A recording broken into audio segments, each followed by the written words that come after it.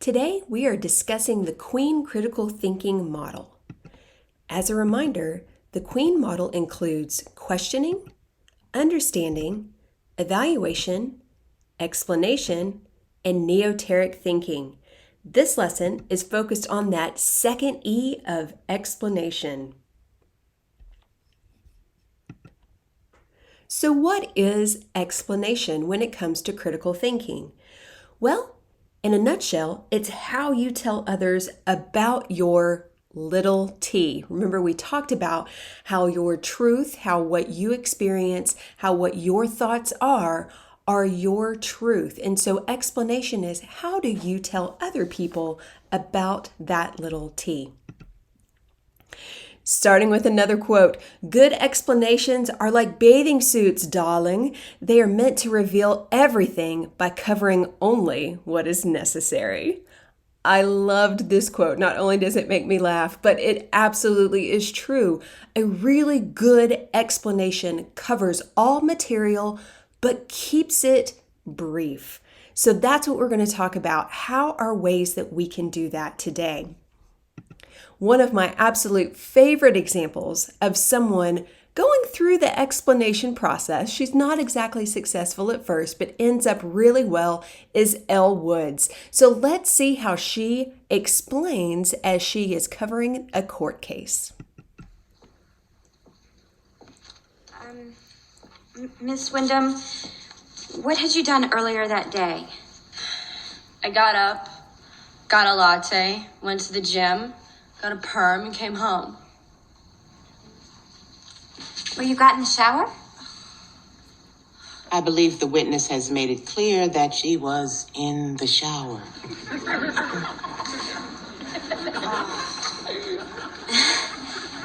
Yes, Your Honor. Miss Wyndham, had you ever gotten a perm before? Yes, How many would you say? 2 a year since I was 12. You do the math. You know, a girl in my sorority, Tracy Marcinko, got a perm once. We all tried to talk her out of it. Curls weren't a good look for her. She didn't have your bone structure. Oh. But thankfully, that same day, she entered the Beta Delta Pi wet t-shirt contest where she was completely hosed down from head to toe. Objection. Why is this relevant? Oh, I have a point, I promise. Then make it. Yes.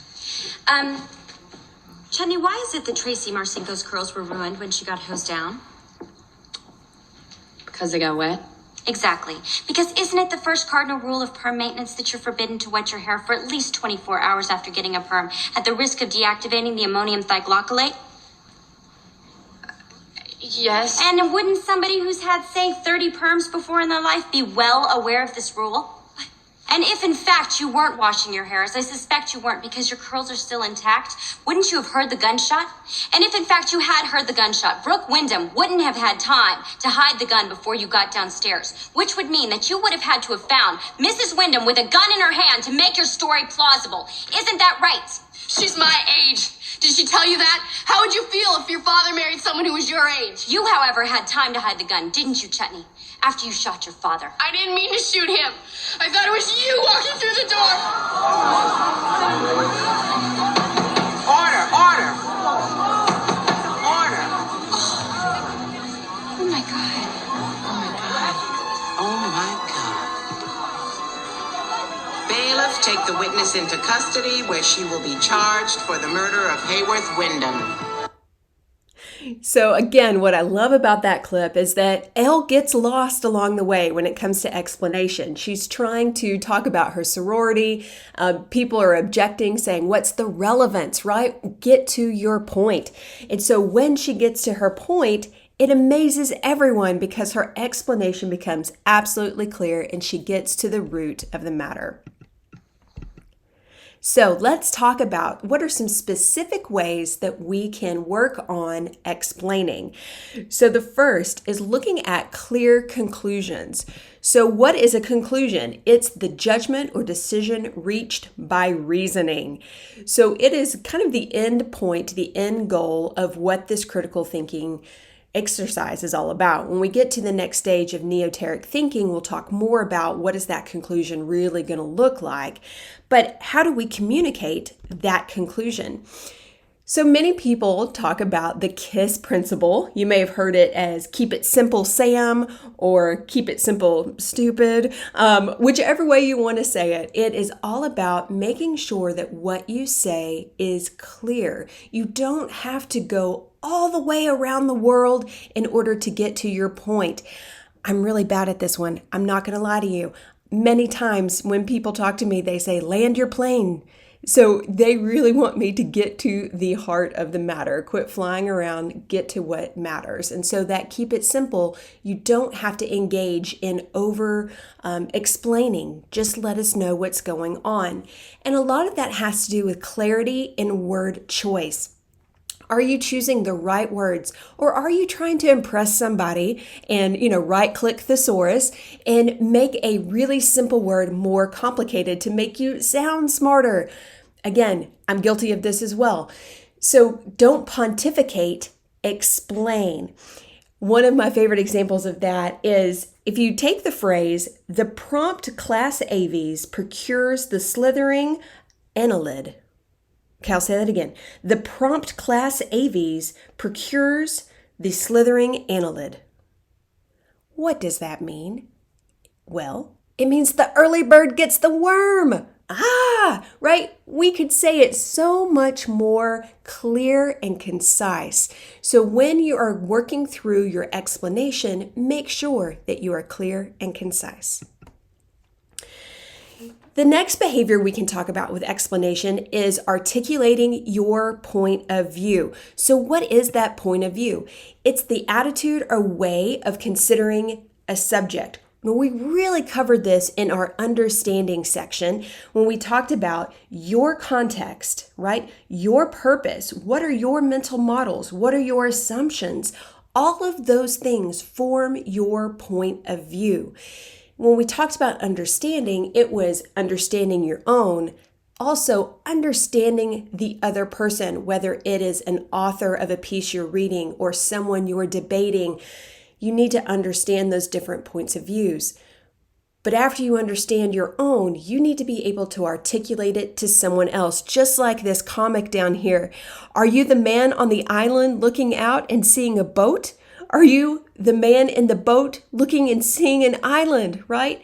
Both are very excited. Both points of view are valid, but they're different. So you have to be able to explain, why does seeing a boat make you excited? Or why does seeing land make you excited? And a way to do this is focusing on the why, not the what.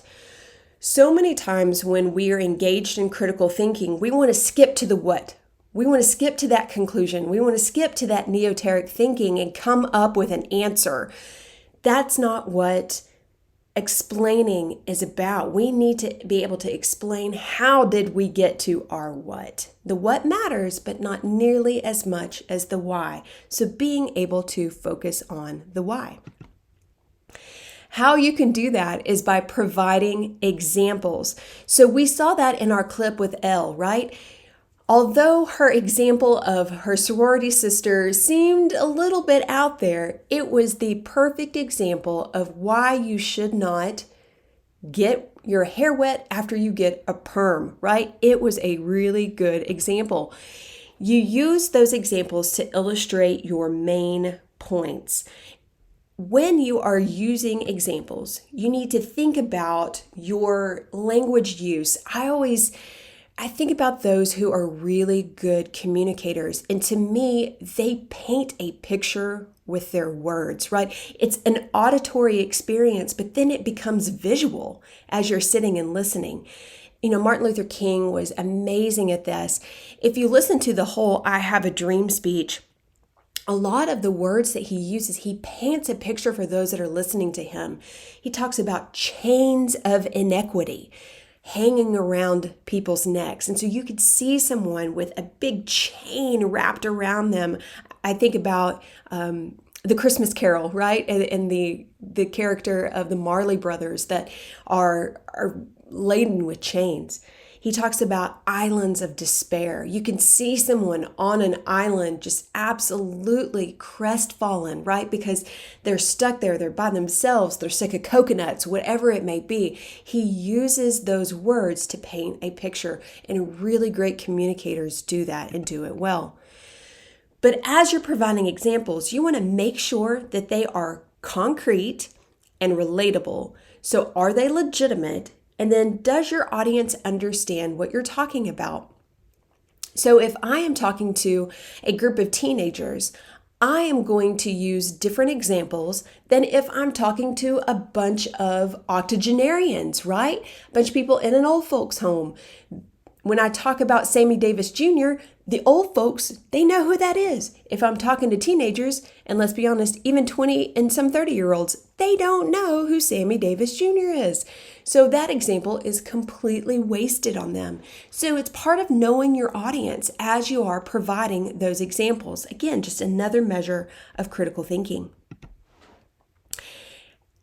How do you explain your process? So when it comes to critical thinking, your process is that series of steps that you have taken in order to achieve your conclusion or how to solve the problem. So all of these steps put together. Now for us, that's questioning, right?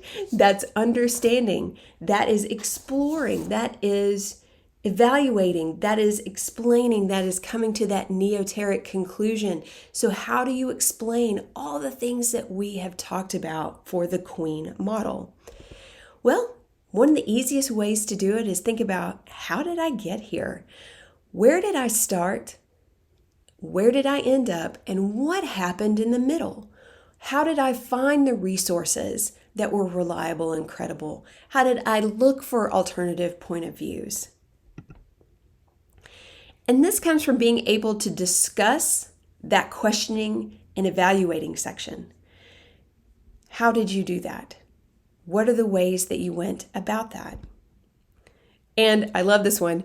Because I said so is not an option. Because I said so is a killer of critical thinking.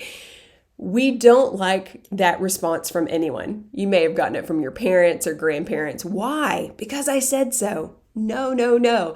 That doesn't work for critical thinking. We want to know the why. Critical thinking is the why. So you have to be able to articulate that process for you. Another really strong way to explain is to use models, theories to back up your position. So what can you use to support the conclusions you've come to? And when we look for that, we're looking for either models, theories, statistics. What are some things that are concrete that you can use?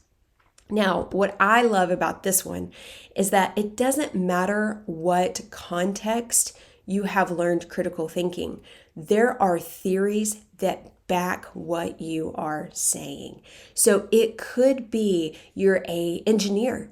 And so what are some models and theories of engineering that back up your idea of the conclusion that you come to? If you're a social scientist, what are ways? Is it social cognitive theory? Is it self-efficacy? If you're a leader, or you're a leadership student, is it Blake and Mouton? Is it transformational leadership? There are lots of different models within our formalized education that will help support what we're saying. And it gives that context, remember we talk about context, it gives that context to your listener, to the person who's understanding, trying to get to the root of the issue. So what is explanation? Those behaviors that you can display in order to show you are competent in explanation. Are you able to state your conclusions clearly without jargon? Can you describe your point of view? Tell us where your mind is. How did your mind get to where you are? Using concrete and clear examples to connect those main points. So you can say, I was here, then I was here, then I was here. This is an example of how I moved from here to here. This is why I believe what I believe. Explaining that reasoning process. Going through all of the steps that you got in order to reach your conclusion. and then using those models and theories of your own context in order to support your answer. And then you can get people to understand because you explained it to them. So to leave you with our chess quote, if you move in silence, only speak when it's time to say checkmate. So critical thinking is often a quiet process until you get to the point where you make your point. And when you make your point, all you have to say is checkmate.